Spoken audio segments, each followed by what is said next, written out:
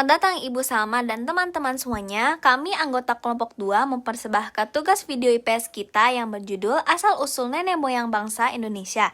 Tapi sebelum itu, kita menyadari bahwa video pembelajaran ini jauh dari kata sempurna. Oleh karena itu, kami akan menerima pendapat serta kritik yang diberikan oleh Ibu dengan senang hati. Akhir kata dari kami, selamat menyaksikan. Apa itu masa praaksara? Masa praaksara sering juga disebut sebagai masa nirleka. Masa nirleka merupakan masa kehidupan sebelum manusia purba mengenal tulisan. Diperkira manusia purba yang dapat diketahui melalui peninggalan-peninggalan mereka yang dapat berwujud fosil. Berdasarkan pada penggalian arkeologi, masa praaksara dapat dibedakan menjadi dua zaman, yaitu zaman batu dan zaman logam. Zaman batu dikelompokkan menjadi 4. Zaman batu tua, Paleolitikum, zaman batu tengah, Mesolitikum, zaman batu muda, Neolitikum, dan tradisi batu besar, Megalitikum. Zaman batu tua atau Paleolitikum merupakan zaman di mana hasil peralatan batunya masih keras dan tidak diasah, seperti kapak genggam. Zaman batu tengah atau Mesolitikum merupakan zaman di mana hasil peralatannya lebih baik dan lebih halus dibandingkan dengan zaman batu tua, seperti pebble atau kapak Sumatera. Zaman batu muda atau Neolitikum merupakan zaman di mana hasil alat peralatan sudah halus dan berbentuk lebih sempurna. Yang mengakhiri zaman batu adalah zaman batu besar atau Megalitikum. Zaman ini merupakan zaman di mana manusia purba mulai membuat bangunan dari batu-batu besar. Seperti selanjutnya adalah zaman logam. Zaman logam adalah zaman di mana manusia purba telah mengenal logam dan telah digunakan secara dominan. Zaman logam dikelompokkan menjadi 3, yaitu zaman tembaga, zaman perunggu, dan zaman besi. Zaman tembaga adalah zaman awal di mana manusia mulai mengenal logam, khususnya tembaga. Akan tetapi, tembaga tergolong lunak, sehingga penggunaannya masih terbatas. Zaman perunggu merupakan campuran antara tembaga dan timah yang jauh lebih kuat dan tahan lama. Di masa ini, manusia mulai menghasilkan berbagai alat dan senjata yang jauh lebih efektif. Zaman yang mengakhiri zaman logam yaitu zaman besi. Zaman besi adalah puncak dari masa logam dalam prasejarah. Besi yang lebih kuat dari perunggu membuat mereka dapat menciptakan alat pertanian dan senjata yang lebih fungsional. Di periode ini juga terjadi pertumbuhan populasi dan ekspansi wilayah pemukiman. Pada masa ini manusia purba hidup berpindah-pindah secara berkelompok. Manusia purba memiliki kecenderungan ini karena kebutuhan mereka untuk mencari makanan. Mereka saat itu sangat bergantung pada kondisi alam karena kemampuan mereka dalam segala hal terbatas. Oleh karena itu, manusia purba hidup secara berkelompok agar lebih mudah mendapatkan makanan. Apa yang dimaksud dengan kebudayaan Pacitan dan kebudayaan Ngandong? Zaman Paleolitikum atau zaman batu tua dibagi menjadi 2, yaitu kebudayaan Pacitan dan kebudayaan Ngandong. Kebudayaan Pacitan. Kebudayaan Pacitan adalah kebudayaan manusia prasejarah berasal dari Pacitan, Jawa Timur. Ditemukan oleh von Koenigswald pada tahun 1935. Ciri-ciri kebudayaan Pacitan. 1. Ditemuinya alat batu dan kapak genggam oleh von Koenigswald. Kapak genggam itu berbentuk kapak, tapi tidak memiliki gagang. 2. Ditemuinya alat-alat seperti kapak perimbas atau chopper, kapak penetak, pahat genggam, dan alat serpih atau flake. Berfungsi untuk menusuk binatang atau menggali tanah saat mencari ubi-ubian, dan chopper berfungsi sebagai alat penetak. 3. Manusia purba di zaman itu jenisnya adalah Pithecanthropus erectus. Kebudayaan Ngandong. Kebudayaan Ngandong adalah peradaban manusia purba dari zaman Paleolitikum. Berkembang di daerah Ngandong dan juga Sidorejo dekat Ngawi. Ditemukan oleh tim peneliti.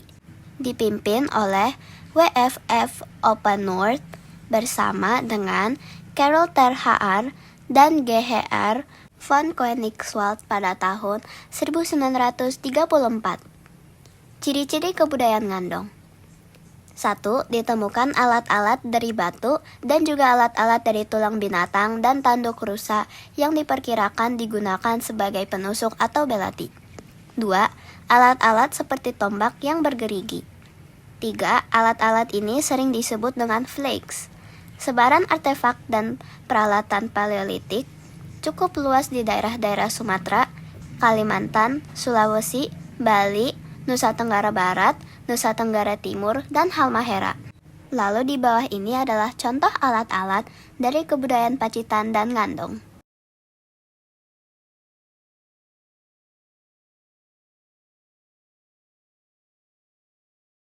Nah, sekarang kita akan melanjutkan ke kebudayaan Bakson Hwabin dan kebudayaan Dongson. Apa itu kebudayaan Bakson Hwabin dan kebudayaan Dongson? Kebudayaan Bakson Hwabin merupakan kebudayaan yang berasal dari Vietnam dan berpusat di lembah Sungai Mekong. Kebudayaan ini muncul sekitar 10.000 hingga 4.000 tahun yang lalu. Kebudayaan Dongson juga berasal dari Vietnam, tetapi lebih muda daripada Bakson Hwabin. Kebudayaan ini muncul sekitar 700 hingga 200 SM. Kebudayaan Dongson disebut juga dengan kebudayaan logam, sedangkan kebudayaan Bakson Hwabin disebut juga dengan kebudayaan batu. Nah, ini adalah contoh gambar-gambar kebudayaan Bakson Hwabin dan kebudayaan Dongson. Selanjutnya, ini adalah 4 teori asal-usul nenek moyang Indonesia. Teori pertama adalah teori out of Africa. Menurut teori out of Africa, Homo sapiens atau manusia modern di Indonesia, bahkan sebagian besar dunia, berasal dari Afrika, dan Homo sapiens di luar Afrika dianggap sebagai spesies terpisah. Terus, manusia Indonesia sudah bermula sejak 72.000 tahun silam. Perjalanannya ke Nusantara berawal dari Afrika ke bagian selatan semenanjung Afrika, kemudian menuju ke timur dan akhirnya Nusantara. Penyebaran masuk ke wilayah Nusantara diperkirakan pada tahun 40.000 SM. Teori ini dapat dibuktikan oleh penelitian DNA mitokondria dan penemuan fosil. Teori ini didukung oleh Maxim Neaen Herawati Sudaya. Berdasarkan penemuan fosil, ciri-ciri fisik ras teori out of Africa adalah manusia purba seperti Homo ergaster diketahui memiliki bentuk tubuh modern dengan kemampuan berjalan yang efisien. Perawakan manusia cenderung lebih kecil dan pola makan mencakup lebih banyak daging.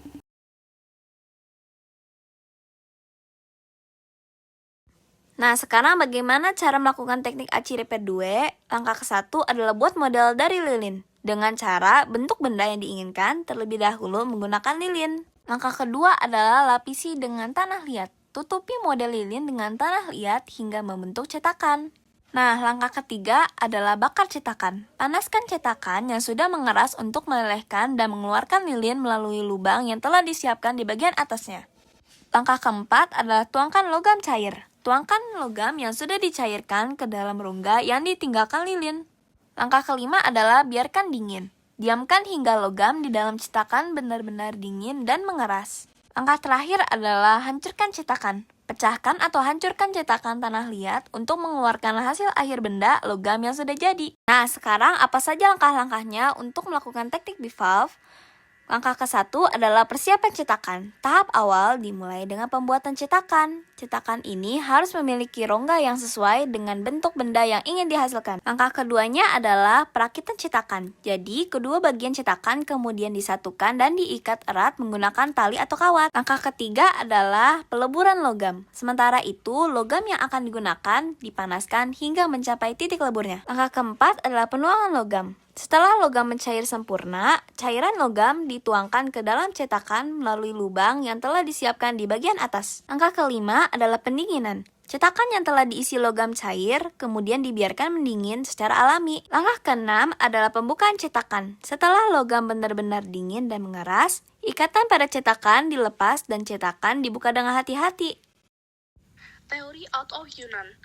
Teori out of Yunan adalah teori bahwa asal-usul nenek moyang berasal dari Yunan, yaitu daerah di Cina bagian selatan. Teori ini dijelaskan oleh adanya kesamaan artefak dan kemiripan bahasa dengan daerah Asia Tenggara lain, seperti Vietnam dan Kamboja. Kemiripan ini menjadi bukti mengenai asal-usul nenek moyang Indonesia. Teori ini diperkuat oleh arkeolog Austria bernama Robert Baron. Menurut penelitian Robert Baron, sekitar 2000 sampai 200 tahun sebelum Masehi atau masa Neolitikum, ada sebuah bangsa yang melakukan migrasi besar-besaran yang berasal dari Asia Utara secara bergelombang. Teori Yunan didukung oleh beberapa ahli seperti Muhammad Ali dan Hendrik Kern. Ciri fisik yang dimiliki orang Yunan adalah bermata sipit, rambut lurus berwarna hitam, dan kulit kuning kecoklatan. Tidak banyak hasil budaya yang dibawa bangsa Yunan, tetapi ada beberapa bukti seperti ditemukannya kapak lonjong dan kapak persegi di Indonesia yang mirip dengan kapak di Asia Tengah. Lalu, apa itu teori Nusantara? Teori Nusantara adalah teori yang mengatakan bahwa nenek moyang bangsa Indonesia berasal dari wilayah Nusantara itu sendiri. Teori ini didukung oleh Muhammad Yamin, Gary Scaraf, Sultan Takdir Ahli Sebahjana, dan J. Crawford.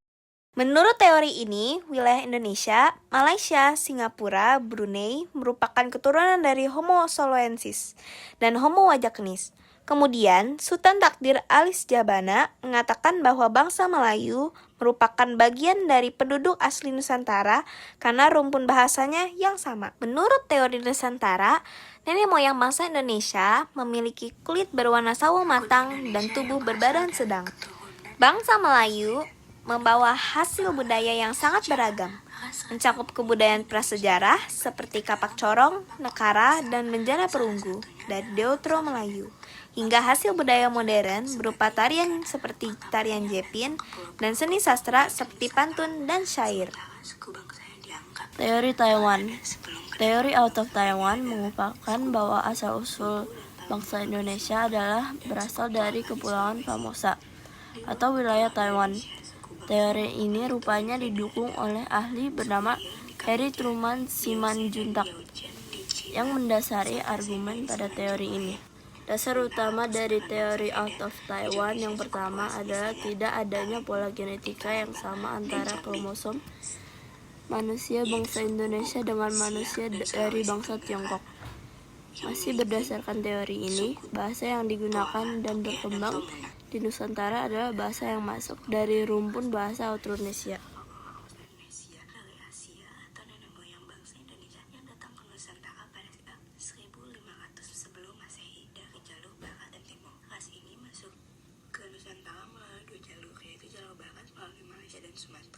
Jalur timur melalui Filipina dan Sulawesi. Ras Poto Melayu pada awalnya tersebar di Madagaskar sampai pada pulau paling timur di Pasifik. Setelah itu mereka memasuki provinsi Yunan di Tiongkok Selatan dan berimigrasi ke Indochina Siam hingga akhirnya masuk ke Kepulauan Indonesia. Lalu suku yang ada di ras ini adalah Sumatera, Papua, Lombok, Toraja, dan Dayak. Namun ras Poto Melayu melebur dan menjadi banyak menjadi suku Batak, suku Dayak, suku Toraja, suku Nias, dan suku Gayo. Selanjutnya, ras Melanesoid. Keturunan ras Melanesoid di Indonesia terbagi ke dalam beberapa suku, yaitu suku Asmat. Suku Asmat merupakan suku yang mayoritas mendiami Pulau Papua. Suku Amungme. Suku Amungme adalah salah satu suku Papua yang masih hidup dengan berpindah-pindah tempat tinggal. Selain itu, mereka juga menggunakan pola kehidupan dengan mengumpulkan makanan dan berburu. Suku Dani. Suku Dani adalah suku yang tinggal di Lembah Balian, Kabupaten Jayawijaya. Suku Korowai. Suku Korowai merupakan suku yang mendiami dataran rendah selatan Pegunungan Jayawijaya. Daerah ini membentuk hutan rawa, mangrove, dan bahan. Suku Huli. Suku Huli adalah imajinasi mewarnai wajah mereka dengan warna merah, kuning, dan putih. Mereka juga membuat rambut palsu untuk berubah penampilannya.